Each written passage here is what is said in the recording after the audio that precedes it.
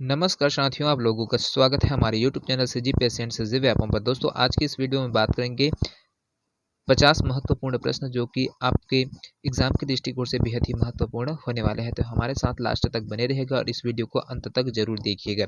जितने भी नए दोस्त इस हमारे वीडियो को पहले बार देख रहे होंगे, हमारे चैनल को जरूर सब्सक्राइब करिएगा, साथ में बेल आइकन को भी प्रेस करिएगा।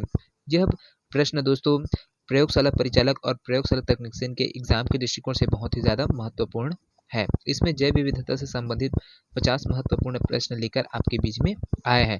तो इस वीडियो को लास्ट तक जरूर देखिएगा, बीच में छोड़ के ना जाइएगा। तो चलिए पहला प्रश्न की ओर बढ़ते हैं। पहला प्रश्न है, समुदायों के अध्ययन हेतु निम्न में से किसका प्रयोग किया जाता है?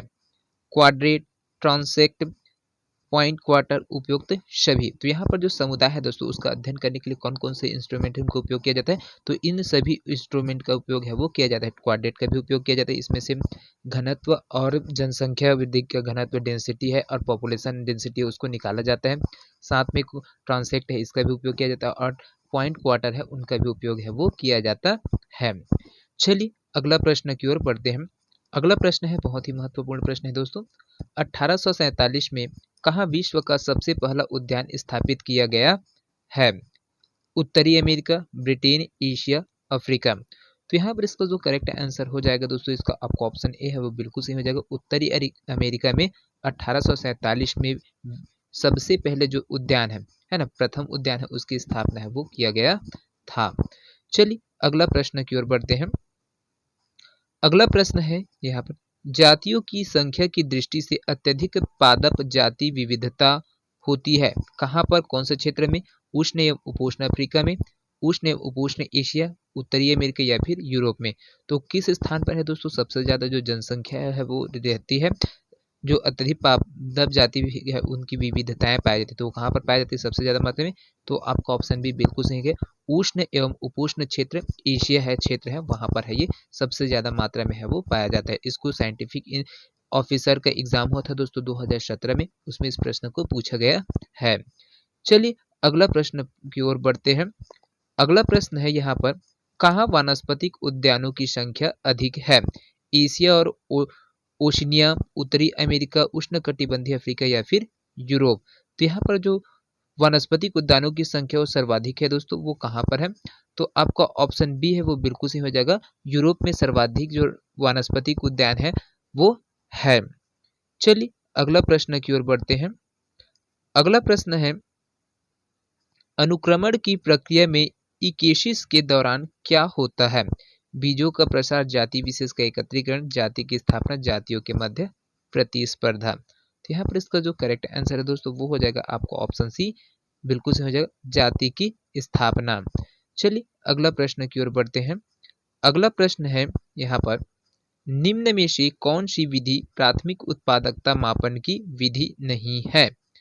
ऑक्सीजन मापन विधि, कार्बन डाइऑक्साइड मापन विधि, क्लोरोफिल विधि या फिर नाइट्रोजन मापन विधि। तो यहाँ पर प्राथमिक उत्पादकता की जो मापन की विधि नहीं है दोस्तों वो क्या हो जाएगा? आपको ऑप्शन डी बिल्कुल से हो जाएगा, नाइट्रोजन मापन विधि है वो नहीं आएगा। चलिए अगला प्रश्न की ओर बढ़ते हैं। अगला प्रश्न है बहुत ही महत्वपूर्ण प्रश्न है, किसी समुदाय के अंदर जाति की विविधता कहलाती है, क्या कहलाती है दोस्तों? अल्प विविधता, बीटा विविधता, गामा विविधता या फिर कुल भूदृश्य विविधता। तो यहाँ पर क्या चीज कहलाएगा दोस्तों? किसी समुदाय के अंदर जाति की जो विविधता कहलाती है वो क्या कहलाता है? तो ये हो जाएगा आपका ऑप्शन ए बिल्कुल सही हो जाएगा, अल्फा विविधता कहलाता है। अल्फा विविधता क्या है दोस्तों? एक ही क्षेत्र या समुदाय या फिर पारिस्थितिक तंत्र के भीतर विविधता को जो संदर्भित करता है उसी को ही अल्फा विविधता कहा जाता है। इसी प्रकार अगर बीटा विविधता की बात करें तो अलग अलग पारिस्थितिक तंत्र के भीतर जो विविधता को बतलाता है उनको बीटा विविधता कहा जाता है। चलिए अगला प्रश्न की ओर बढ़ते हैं। अगला प्रश्न है यहाँ पर, निम्न में से किस जीव की अनुमानित संख्या विश्व में सर्वाधिक है? जीवाणु, कवक, शैवाल या फिर विषाणु। तो विश्व में जो सबसे ज्यादा जो जीव है दोस्तों वो कौन सा है? तो ये आपका ऑप्शन बी है वो बिल्कुल सही हो जाएगा, कवक की जो प्रजातियां हैं, जो जीव है वो सर्वाधिक मात्रा में पूरे विश्व में है वो पाई जाती है, इनकी जो जातियां हैं वो सबसे ज्यादा है। चलिए अगला प्रश्न की ओर बढ़ते हैं। अगला प्रश्न है यहाँ पर, निम्न में से कौन वृहद जैव भौगोलिक क्षेत्र है? अर्ध शुष्क क्षेत्र, डेक्कन के पठार, गंगा के मैदानी क्षेत्र, हिमालयन क्षेत्र या फिर इनमें से कोई नहीं। तो यहाँ पर इसका जो करेक्ट आंसर है दोस्तों वो हो जाएगा आपका ऑप्शन बी, बिल्कुल सही हो जाएगा। डेक्कन का जो पठार है वो वृहद जैव भौगोलिक क्षेत्र के अंतर्गत आता है। दक्कन का पठार है दोस्तों, है ना, जो दक्कन का पठार है इसको डेक्कन बोल रहा है, उसको दक्कन बोला जाता है ना। तो दक्कन के पठार में क्या है, विश्व विशाल जो प्रायद्वीपीय पठार है उसके नाम से उसको जाना जाता है। जो भारत का क्या है, भारत देश में विशालतम पठार के नाम से है ना। इनकी जो आकृति होती है वो त्रिभुजाकार होती है। जो दक्कन के पठार उनकी आकृति है त्रिभुजाकार है ना। ऐसे कुछ टाइप से ऐसे है त्रिभुजाकार में। और साथ में इसका जो उत्तरी सीमा है वो सतपुड़ा और विंध्याचल पर्वत श्रृंखला से लगा है, और पश्चिमी भाग है वो आपका जो पश्चिमी घाट और पूर्वी घाट से है वो जुड़ा हुआ है ना। चलिए अगला प्रश्न की ओर बढ़ते हैं। अगला प्रश्न है यहाँ पर, निम्न में से प्रजातियों के अस्तित्व के लिए कौन सा कारक अत्यधिक भय सूचक है?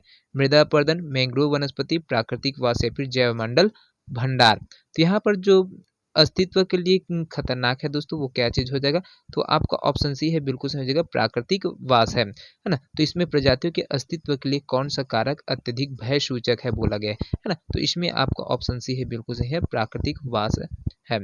चलिए अगला प्रश्न की ओर बढ़ते हैं। अगला प्रश्न है यहाँ पर, निम्नलिखित फसलों में से कौन सी फसल भारत में सर्वाधिक आनुवंशिक विविधता वाली है?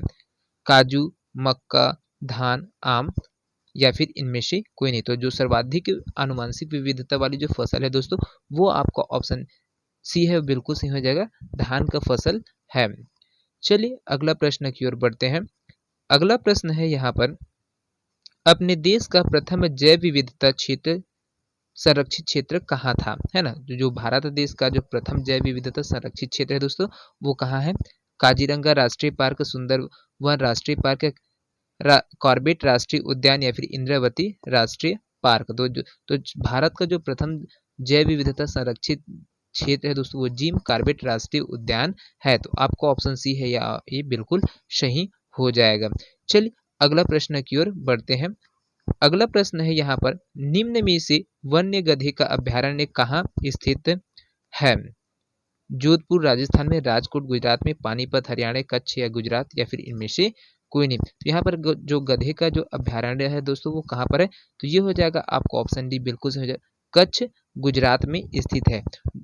जो घुड़खर राष्ट्रीय अभ्यान है दोस्तों, सॉरी राष्ट्रीय अभ्यान बोलता हूँ, जो घुड़खर अभ्यारण्य गुजरात के जो लघु कच्छ रण क्षेत्र है वहाँ पर क्या है, स्थित है। इनका जो वर्ग है वो 4945 वर्ग किलोमीटर है। 4945 वर्ग किलोमीटर क्षेत्र में ये पूरा क्या है, फैला हुआ है। और यह अभ्यारण्य खर, गधा और घुड़खर, जिसको जंगली गधा के नाम से जाना जाता है, उसके लिए प्रसिद्ध है। तो ये सब यहाँ पर गुजरात के कच्छ क्षेत्र में है वो पाए जाते हैं। चलिए अगला प्रश्न की ओर बढ़ते हैं। अगला प्रश्न है यहाँ पर, वन्य जीवों की घटती हुई संख्या का क्या प्रमुख कारण है? वनों का उजड़ना, नरभक्षीपन, प्राकृतिक वास स्थान का नष्ट होना, पीने के पानी की कमी या फिर इनमें से कोई नहीं। तो यहाँ पर जो वन्य जीव की जो घटती जनसंख्या है उसका प्रमुख कारण क्या है? प्राकृतिक वास स्थान का नष्ट होना है। आज के टाइम में पूरे जो जंगल है उनको पूरा काटा जा रहा है, जिसकी वजह से क्या है, जो वन्य जीव की जो संख्या है लगातार घटते जा रही है, वो अपना आवास स्थान भी खोते जा रहे हैं, है ना। इस वजह से उनका जो जातियां हैं वो विलुप्ति के कगार में भी बहुत सारी जनजातियां हैं वो आते जा रही है। सॉरी जनजातियां बोलते मतलब प्रजातियां हैं वो, है ना। चलिए अगला प्रश्न की ओर बढ़ते हैं। अगला प्रश्न है यहाँ पर, फ्लोरा तथा फौना तथा आदिवासियों की स्थायी के जीन पूल को बनाए रखने हेतु भारत में प्रथम कौन सा बायोस्फीयर रिजर्व स्थापित हुआ है? Nanda Devi biosphere reserve, Nilgiri biosphere reserve, great Nicobar biosphere reserve, Thar biosphere reserve या फिर उत्तराखंड बायोस्फीयर रिजर्व। तो यहाँ पर इसका जो करेक्ट आंसर है दोस्तों वो हो जाएगा आपका ऑप्शन बी है, वो बिल्कुल सही हो जाएगा दोस्तों, नीलगिरी बायोस्फीयर रिजर्व। चलिए अगला प्रश्न की ओर बढ़ते हैं।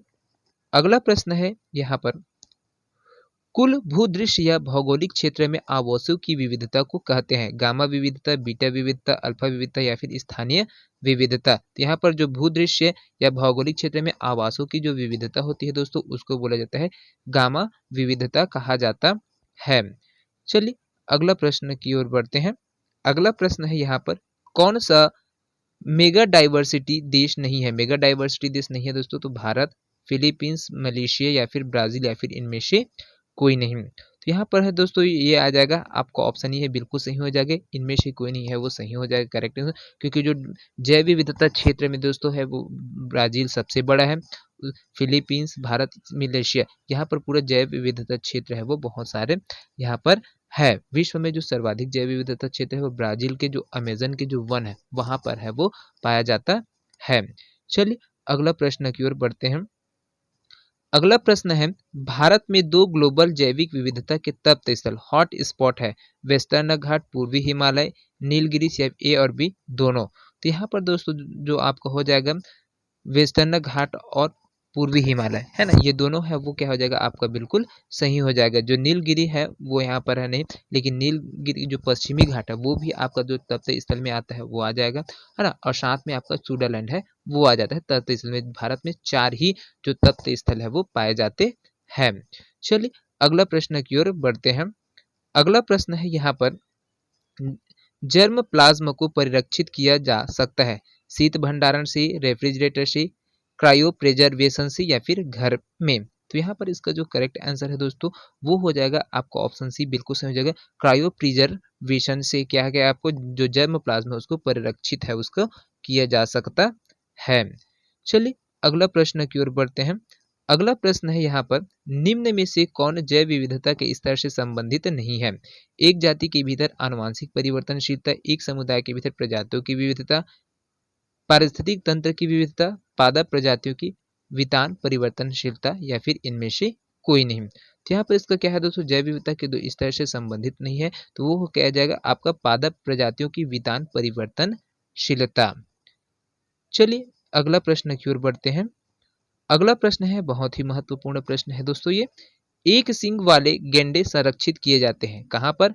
गिर वन में, काजीरंगा राष्ट्रीय उद्यान में, रणथंभौर उद्यान में या फिर कार्बेट राष्ट्रीय उद्यान में। तो यहाँ पर जो एक सींग वाले जो गैंडे हैं दोस्तों उनको जो संरक्षित किया जाता है वो हो जाएगा आपका काजीरंगा राष्ट्रीय उद्यान है, वहां पर है एक सींग वाले गैंडे का संरक्षण किया जाता है। यहाँ पर जो क्या है काजीरंगा राष्ट्रीय उद्यान में एक सींग वाले गैंडे है उनका जो निवास स्थान है, और यह जो राष्ट्रीय उद्यान है वो कहाँ पर है आपका असम राज्य में है स्थित है, असम राज्य में स्थित है। और इसकी जो स्थापना है, जो काजीरंगा राष्ट्रीय उद्यान की स्थापना है वो 1905 में है वो किया गया था।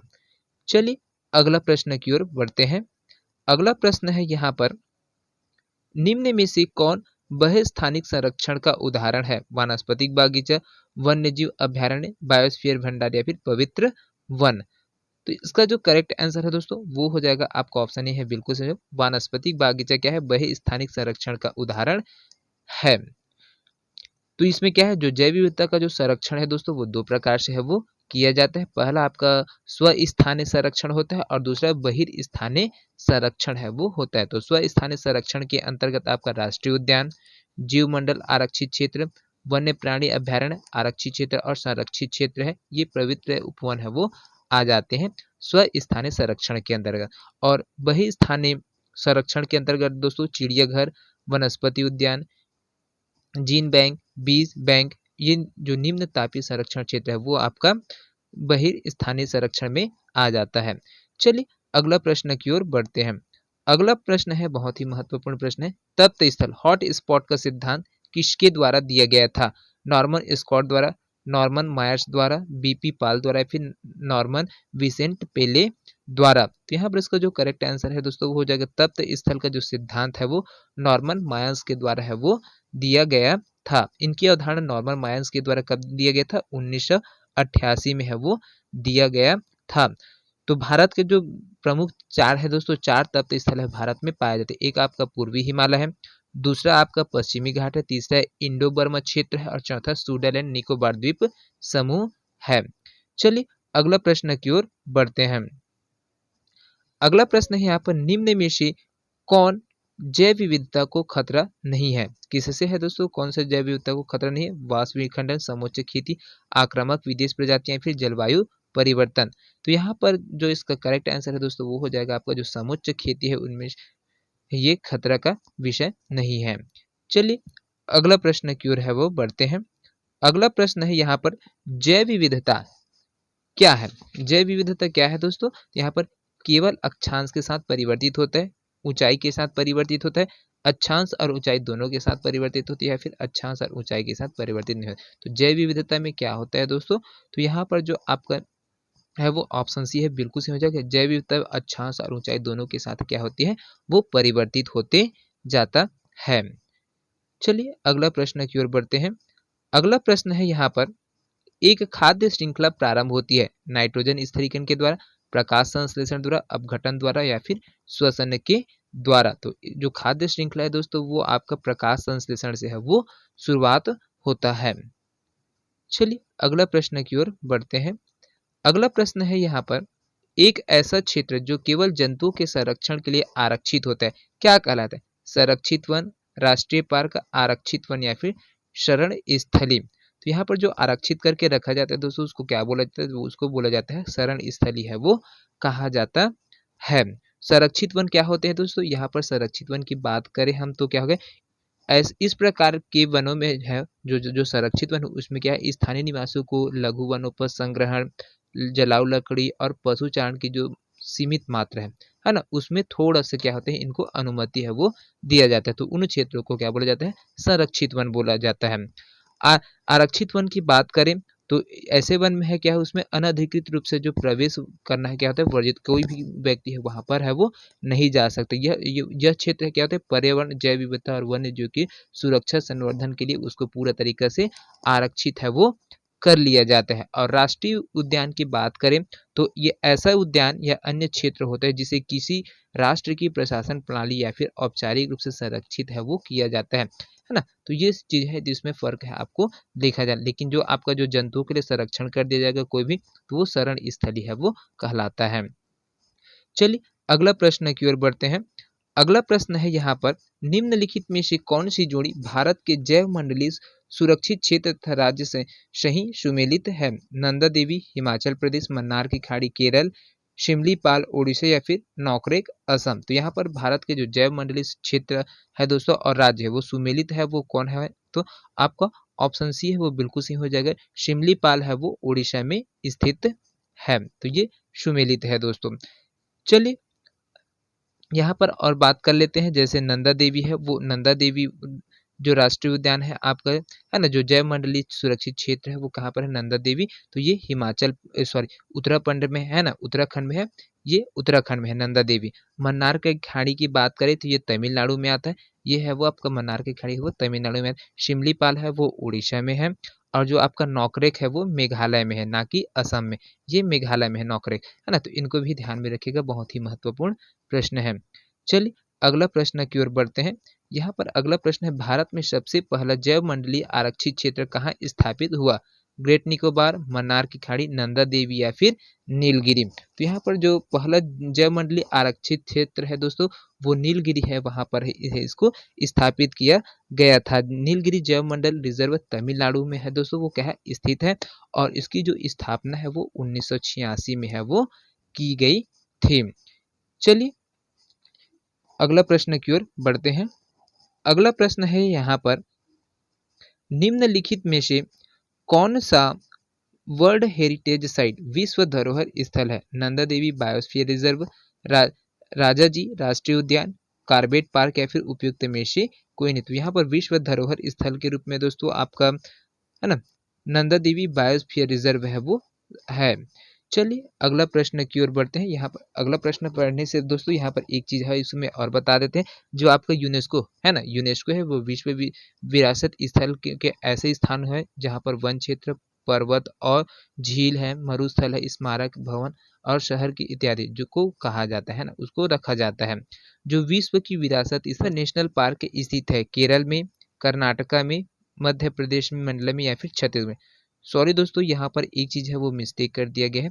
आपको यहाँ पर जो आपका प्रश्न है ना, जो यहाँ पर जो बोला गया है, जो आपका विश्व धरोहर स्थल है उसमें जो संख्या है विश्व में, भारत में जो संख्या है उनकी जो संख्या है वो 45 है, ना कि 85। तो इसको ध्यान में रखिएगा। अभी वर्तमान में 2023 की स्थिति में यहाँ पर विश्व धरोहर स्थल में हो गया है। चलिए अगला प्रश्न की ओर बढ़ते हैं। अगला प्रश्न है यहाँ पर, जीवाश्म नेशनल पार्क स्थित है केरल में, कर्नाटक में, या फिर मध्य प्रदेश, या फिर छत्तीसगढ़ में। तो यहाँ पर जीवाश्म नेशनल पार्क कहाँ पर स्थित है दोस्तों? तो ये आपका ऑप्शन सी है, बिल्कुल सही हो जाएगा, मध्य प्रदेश मंडला में। चलिए अगला प्रश्न की ओर बढ़ते हैं। अगला प्रश्न है यहाँ पर, कार्टाजेना प्रोटोकॉल का संबंध है वायु प्रदूषण के उन्मूलन से, जैव सुरक्षा समझौता से, वनों के संरक्षण से, या फिर वन्य जीव के अवैध व्यापार से। तो यहाँ पर इसका जो करेक्ट संबंध है दोस्तों वो हो जाएगा आपका जैव सुरक्षा समझौता से जो कार्टाजेना प्रोटोकॉल है वो संबंधित है।